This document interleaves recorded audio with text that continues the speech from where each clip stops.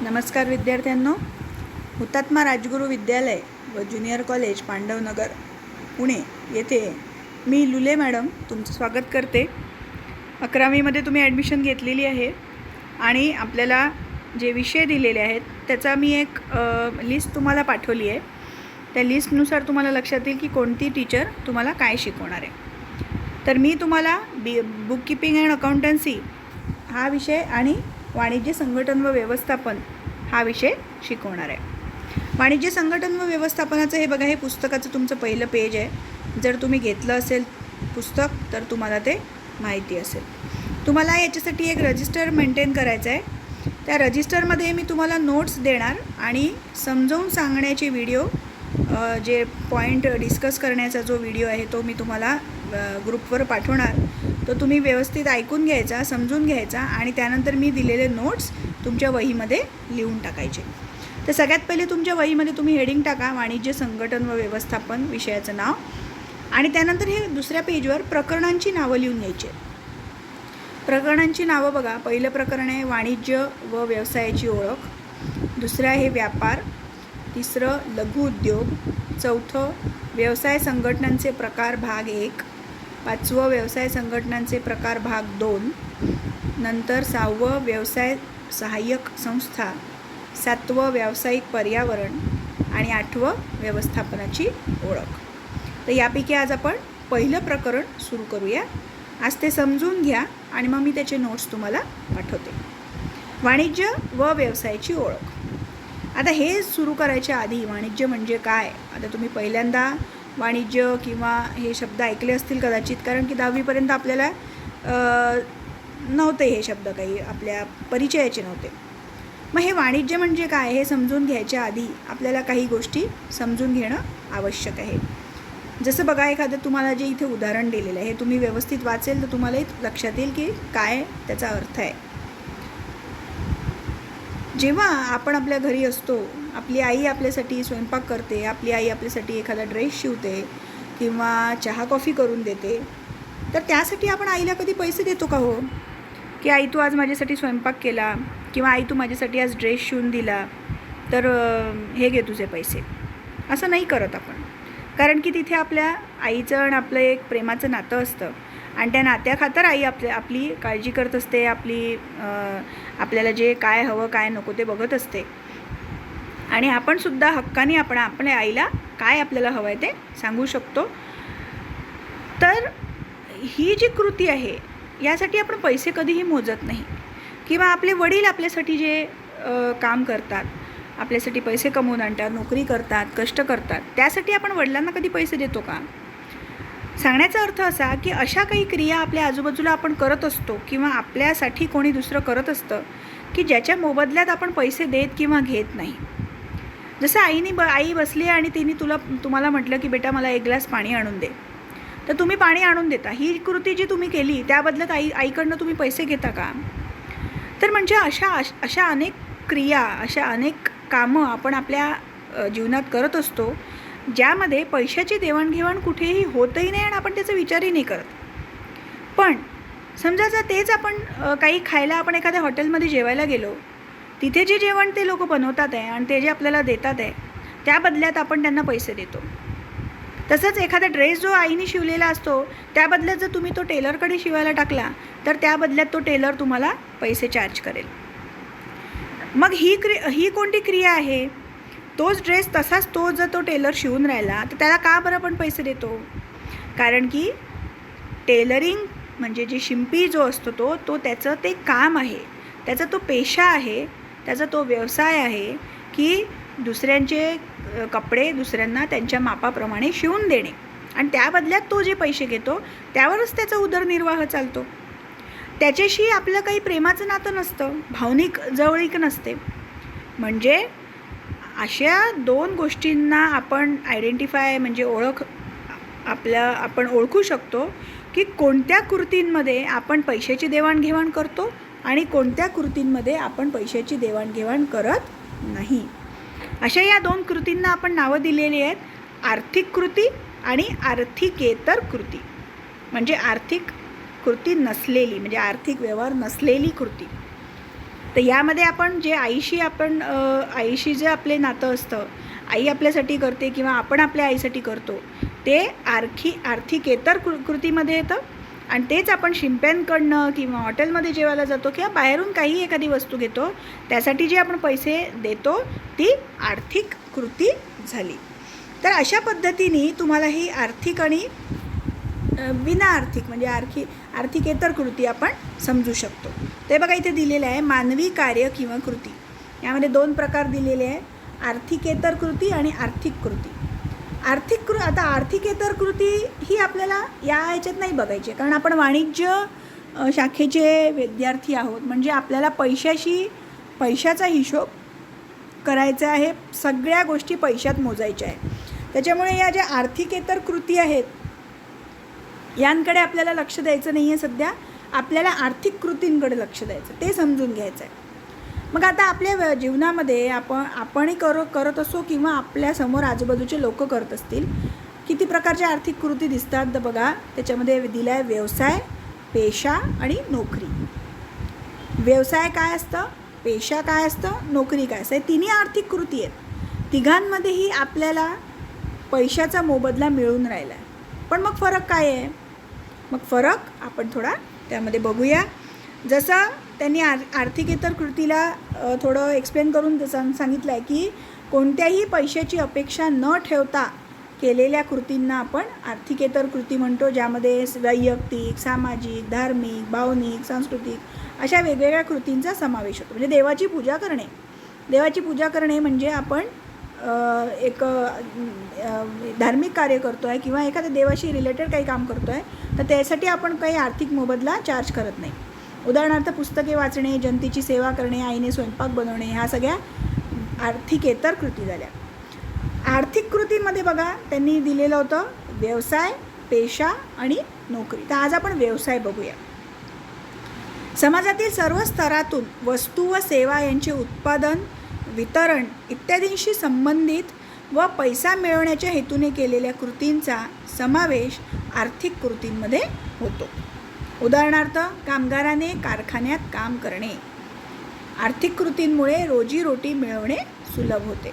म्हणजे असे जे कामं आपण आपल्या आजूबाजूला करत असू, ते ज्यामुळे आपल्याला आर्थिक मोबदला मिळत असतो, त्याला आपण आर्थिक कृती असं म्हणतो. ज्याच्यातलं पहिलं आहे व्यवसाय. मग व्यवसाय म्हणजे काय, तर आपण वाचूया की व्यवसाय हा एखाद्या व्यक्तीचा किंवा एखाद्या समूहाचे सुसंघटित प्रयत्न दर्शवतो. वस्तू व सेवांचे उत्पादन करून आणि बाजारपेठेमध्ये त्यांची विक्री करून नफ्याच्या स्वरूपात मोबदला मिळविण्याचा पद्धतशीर प्रयत्न व्यावसायिकाकडून केला जातो. तसेच समाजाच्या विविध प्रकारच्या गरजा भागविल्या जातात. व्यवसाय करणे म्हणजे काय की एखादी वस्तू किंवा सेवा म्हणजे सर्व्हिस याची उत्पादन करून हे बाजारामध्ये त्याची विकतो आपण. जसं मी एखादा साबणाची फॅक्टरी टाकली, म्हणजे मी वस्तू कोणती बनवते, साबण. आणि या साबण बनवल्यानंतर या साबणाला मी बाजारपेठेमध्ये म्हणजे मार्केटमध्ये विक्रीला काढीन आणि जेव्हा जसे ते साबणं विकले जातील तसं मला त्यापासून पैसे मिळत जातील, आर्थिक मोबदला मिळत जाईल आणि त्याचं रूपांतर मी नफ्यामध्ये करू शकते जर चांगल्या पद्धतीची विक्री माझी झाली तर. तसंच सेवांचं उत्पादनमध्ये काय येईल आहे की जसं मी एखादं कुरिअर सर्व्हिस सुरू केली की एखाद्या सगळ्यांचे लेटर्स, डॉक्युमेंट्स, एखादं पार्सल हे एका जागेवरून दुसऱ्या जागेवर पोचवणे, ही सुद्धा एक व्यवसाय आहे हा. या व्यवसायामध्ये तुम्ही काय करता की त्या समोरच्या व्यक्तीकडनं ते सामान घेता जे त्यांना पोचवायचं आहे आणि त्या कोणत्या ॲड्रेसवर पोचवायचं आहे त्याप्रमाणे त्याच्याकडनं पैसे चार्ज करता आणि ती वस्तू चांगल्या स्थितीमध्ये त्या जागी पोचवण्याचं काम तुम्ही करता आणि त्याच्या मोबदल्यात तो व्यक्ती तुम्हाला पैसे देतो. तर ही झाली सेवा. तर अशा प्रकारच्या वेगवेगळ्या सेवा जर तुम्ही सेवा आणि वस्तू यांचं उत्पादन जर बाजारपेठेत त्याची विक्री करून राहिले आणि नफ्याच्या स्वरूपात मोबदला घेऊन राहिले तर तुम्ही काय करून राहिले, एक व्यवसाय करून राहिले. जसं त्यांनी म्हटलं आहे की जमिनीची मशागत करून अन्नधान्यांचे उत्पादन करणे हे एक कृषी उत्पादनाचं उदाहरण आहे. तसंच मानवी श्रम किंवा यंत्राच्या साहाय्याने कारखान्यातून तेलबियांचे रूपांतर खाद्यतेलात करणे हे एक औद्योगिक उत्पादनाचे उदाहरण आहे. म्हणजे जे तुम्ही शेती करून राहिले तो सुद्धा तुम्ही एक व्यवसाय करताय. तुम्ही कशाची निर्मिती करताय, कोणती वस्तू निर्मिती करून राहिले, तर अन्नधान्याची निर्मिती करून राहिले. जमिनीला तुम्ही जमिनीची मशागत करता, त्याला तयार करता आणि त्यामध्ये बीज रोवून त्याच्यापासून तुम्ही अन्नधान्याची निर्मिती करता आणि ती तुम्ही मार्केटमध्ये विकता. तर तुम्ही एक व्यवसायी आहात. तसंच जसं सोयाबीन लावलं आपण, सोयाबीनपासून ते सोयाबीनचं तेल काढलं किंवा शेंगदाण्याचं तेल काढलं, तर या तेलात म्हणजे तेलबियांचं रूपांतर खाद्यतेलात करणे म्हणजे जे आपण रोजच्या जेवणामध्ये आपण जे तेल वापरतो ते या तेलबियांपासूनच मिळतं की नाही. मग या तेलबियांपासून तेल काढण्याची सुद्धा फॅक्टरी वेगळी असते. हे लोक शेतकऱ्यांकडनं तेलबिया विकत घेतात आणि त्यापासून त्यावर मानवी श्रम म्हणजे त्याला आणि किंवा यंत्र याच्या सहाय्याने त्या तेलबियांपासून तेलाची निर्मिती करतात आणि ते तेल पॅकेटमध्ये पॅक करून बाजारात विकतात. तर हे सुद्धा एक औद्योगिक उत्पादन आहे. हा सुद्धा एक औद्योगिक व्यवसाय आहे. व्यवसायाची व्याख्या बघूया आता. प्राध्यापक हॅने यांनी काय म्हटलं आहे बघा, की मालाचे उत्पादन करण्याच्या व संपत्ती मिळवण्याच्या दिशेने केलेली सर्व मानवी कार्ये म्हणजे व्यवसाय होय. कशासाठी?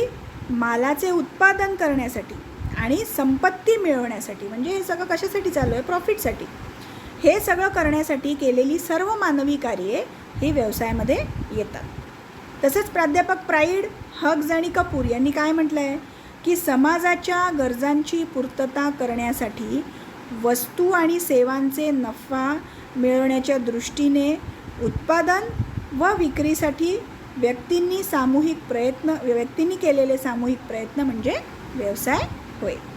तर अशा प्रकारे या व्याख्या तुम्हाला लिहायच्या आहेत. त्या मी तुम्हाला नोट्समध्ये सांगेनच काय लिहायचं आहे ते. आता त्याची वैशिष्ट्ये बघूया, की व्यवसाय म्हणजे कसा असतो, की तो आर्थिक कृती असते. तर ते इथं आपण बघितलंच की आर्थिक कृती का बरं म्हणू बा त्याला आपण, कारण की आपण एखादी वस्तू आणि सेवांची निर्मिती करतो आहे आणि त्याला बाजारात विकतो आहे, ज्याच्या बदल्यात आपल्याला आर्थिक मोबदला मिळतो आहे. त्यानंतर या दोन पक्ष म्हणजे अरे जर तुम्ही वस्तू आणि सेवांची निर्मिती करता आहात तर तुम्हाला त्या विकण्यासाठी दुसरा पक्ष पण पाहिजे ना, जो खरेदी करणार आहे. म्हणजे कोण पाहिजे? एक जो विक्रेता म्हणजे ज्यांनी हे निर्मिती केली आणि जो विकतो आहे, आणि जो खरेदी करणार आहे जो ग्राहक आहे. तर ग्राहक आणि विक्रेता हे दोन पक्ष तिथे असणं गरजेचं आहे. तेव्हाच तुमचा व्यवसाय कंप्लीट होईल ना. नुसती तुम्ही निर्मिती करून ठेवाल आणि विकत जर कोणी घेतच नाही आहे किंवा तुम्ही विकायला पाठवलंच नाही बाजारपेठेत, तर तुमचा व्यवसाय पूर्ण होईल का? तर नाही होणार. म्हणूनच खरेदीदार आणि विक्रेता ह्या दोन पक्ष त्यामध्ये असणं आवश्यक आहे. त्यानंतर नफा हेतू. या सगळ्या व्यवसायाचा काय हेतू आहे? का करतो आहे आपण? की आपल्याला पैशाची मदत हवी, आर्थिक मोबदला हवा आहे. आणि जेवढा तो आर्थिक मोबदला वाढत जाईल म्हणजे नफा आपला वाढत जाईल तेवढं आपल्या व्यवसायासाठी चांगलं असतं. म्हणून हे जो नफा जो आपण करतो तो जास्तीत जास्त नफा मिळवण्यासाठी आपण करत असतो. त्यानंतर वस्तू व सेवांचे उत्पादन. यामध्ये काय करतो असतो आपण व्यवसायामध्ये? तर वस्तू आणि सेवा यांचं उत्पादन करतो म्हणजे यांची निर्मिती करतो आणि मग ती बाजारात विकायला काढतो. आता कोणत्या वस्तू आणि सेवा? ज्या ग्राहकांना लागतात डेली लाईफमध्ये, म्हणजे आपल्या रोजच्या आयुष्यामध्ये आपल्याला ज्या वस्तू लागतात, ज्या सेवांची आपल्याला गरज लागते, त्या सेवांची निर्मिती करायची आणि ती बाजारात विकायची. त्यापासून आपण तो व्यवसाय सुरू करू शकतो. तसंच वस्तू व सेवांची देवाणघेवाण म्हणजे पैशाच्या साहाय्याने वही खरेदी करणे हे तर करतोच, पण कधीकधी गावामध्ये आजकाल अजूनही असं चालतं की गहूच्या बदल्यात तांदूळ देणे. म्हणजे एका शेतकऱ्यांनी गहूची निर्मिती केली, एका शेतकऱ्यांनी तांदूळ पिकवले आणि मग ते काय करतात, एकमेकांच्या त्या अदलाबदल वस्तूंची केली जाते. तर हे सुद्धा वस्तू विनिमयमध्ये येतं. त्यानंतर आहे वस्तू व सेवांचा विनिमय. आता कोणताही प्रकार आपण व्यवसायाचा घेतला त्यामध्ये वस्तू आणि सेवाच्या संबंधित असतातच, की कोणती तरी एक तर वस्तू बनवताय तुम्ही किंवा सेवा बनवताय, याच्याशिवाय कोणता व्यवसाय नाही होऊ शकत. मग ती वस्तू उपभोग्य वस्तू असू शकते, भांडवली वस्तू असू शकते. जसं त्यांनी बघा खाली दिलं आहे वस्तू कोणत्या दोन स्वरूपाच्या, की उपभोग्य वस्तू म्हणजे जसं आपण रोजच्या आपल्या आयुष्यात यूज करणाऱ्या गोष्टी, जसं पेन्सिल आहे, दूध आहे, चहा आहे, साबण आहे, हे की नाही, या झाल्या उपभोग्य वस्तू. भांडवली वस्तू कोणत्या?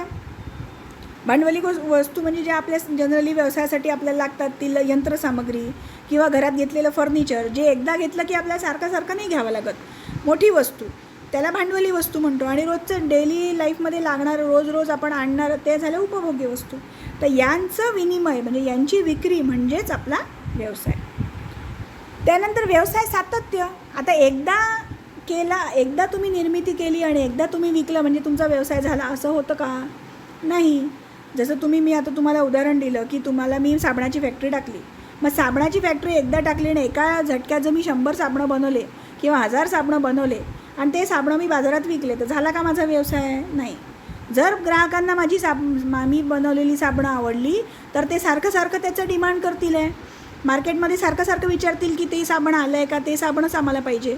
म्हणजे मला काय करावं लागेल? सतत त्या साबणाची निर्मिती करत राहावी लागेल, म्हणजे त्या वस्तूची निर्मिती सतत करावी लागणार. जसं आता आपण त्यांनी जे उदाहरण दिलं आहे की मोटार विक्री करण्याचा माझं व्यवसाय आहे. मग एकदा स्वतःची मोटार विक्री करण्याचा व्यवसाय म्हणजे काय की तुमचं शोरूम आहे आणि तुम्ही त्यामध्ये गाड्या ठेवलेल्या आहेत, कार्स ठेवलेल्या आहेत किंवा 2 व्हीलर्स ठेवलेल्या आणि ते तुम्ही विकताय ग्राहकांना, हा तुमचा व्यवसाय झाला. पण तुम्ही स्वतःची जी गाडी आहे ती जर तुम्हाला दुसऱ्याला कोणाला विकली तर त्याला तुम्ही व्यवसाय म्हणाल का? नाही, कारण की तुम्ही एकदाच ती केली आहे. त्याला सतत करता का तुम्ही? नाही. म्हणून जर तुम्ही नियमितपणे मोटारींची खरेदी विक्री करत असाल तर तो व्यवसाय मानला जातो. त्यानंतर दिले अनिश्चित परतावा. आता व्यवसाय म्हटलं की हा धोका किंवा अनिश्चितताही असतेच. कधी तुमचं सामान जास्त विकलं जातं, कधी कमी विकलं जातं. आता या लॉकडाऊनच्या काळामध्ये कितीतरी व्यावसायिक लोकांचे जे सामान आहे ते फार कमी प्रमाणात विकल्या गेलं, कारण दुकानच बंद होती. दुकानं उघडली तरी लोक जायला तयार नाही या कोरोनाच्या भीतीमुळे. म्हणजे काय? अनिश्चितता या व्यवसाय मध्ये असू शकते. कधी नफा होतो तर कधी तोटासुद्धा सहन करावा लागतो. त्यानंतर दिल्या जोखीम आणि धोका. जोखीम काय आहे? तर हीच तोट्याची जोखीम की तोटा होऊ शकतो किंवा तुमच्या व्यवसायात आग लागू शकते, कधी चोरी होऊ शकते. तुम्ही जे कपडे बनवलेले आहेत, समजा तुमचं कपड्यांचं दुकान आहे आणि तुम्ही जे कपडे बनवले आहे त्या कपड्यांची जर फॅशन अचानक चेंज झाली या 15-20 दिवसात तर तुम्ही जे माल ऑर्डर केलेला आहे किंवा तो स्वतः बनवलेला आहे तो सगळा वाया जाऊ शकतो. तर अशा प्रकारच्या खूप साऱ्या धोका किंवा खूप सारी जोखीम आणि धोका आपल्याला त्याच्यासाठी सामोरं जावं लागतं. आणि नंतर दिलं आहे उपभोक्त्यांचे किंवा ग्राहकांचे समाधान. आता हे सगळं अंतिम ध्येय काय आहे त्याचं? की तुमच्या उपभोक्ता म्हणजे तुमच्या वस्तूंचा जो उपभोग घेतो आहे म्हणजे कोण? ग्राहक. त्या ग्राहकाचं मेन समाधान होणं फार आवश्यक आहे. त्यामुळेच तुमचा व्यवसाय चांगला भरभराटीस येऊ शकतो. कसा? की जर एखादी वस्तू तुम्ही बनवलेली त्या ग्राहकांना आवडलीच नाही तर तो ती वस्तूची मागणी मार्केटमध्ये करेल का? आणि मग हळूहळू मागणी कमी होईल आणि हळूहळू तुमचं उत्पादनही कमी होईल. तेच जर तुम्ही चांगली वस्तू बनवली, क्वालिटी चांगली असेल, किंमत बरोबर व्यवस्थित ठेवली, जास्त म्हणजे महाग न ठेवता ती चांगल्या किमतीत जर मार्केटमध्ये उतरवली तर काय होईल? ग्राहकांना जर ती वस्तू आवडली तर ते सारखी तुमच्याकडनं बनवलेल्या वस्तूंची मागणी करतील आणि तुमचं जो नफा आहे तो म्हणजे तुमचं उत्पादन वाढेल आणि उत्पादनानंतरच तुमचं नफासुद्धा वाढेल. त्याच्यामुळे ग्राहकांचं समाधान होणं हे सगळ्यात महत्त्वाचं उद्दिष्ट व्यावसायिकांनी आपल्या मनात ठेवलं पाहिजे आणि व्यवसायामध्ये ते असलं पाहिजे. तर अशा पद्धतीने आपण व्यवसायाचे वेगवेगळे वैशिष्ट्ये बघितले. आता पुढे जो दुसरा प्रकार होता आर्थिक कृतीचा दुसरा प्रकार काय बघितला होता आपण? पेशा. तर व्यवसाय झाला, आता आपण पेशा आहे तो आपण पुढच्या व्हिडिओमध्ये बघू. ठीक आहे. तर मी यासंबंधीचे तुम्हाला नोट्स प्रोव्हाइड करते, ते तुम्ही तुमच्या वहीमध्ये लिहून घ्या.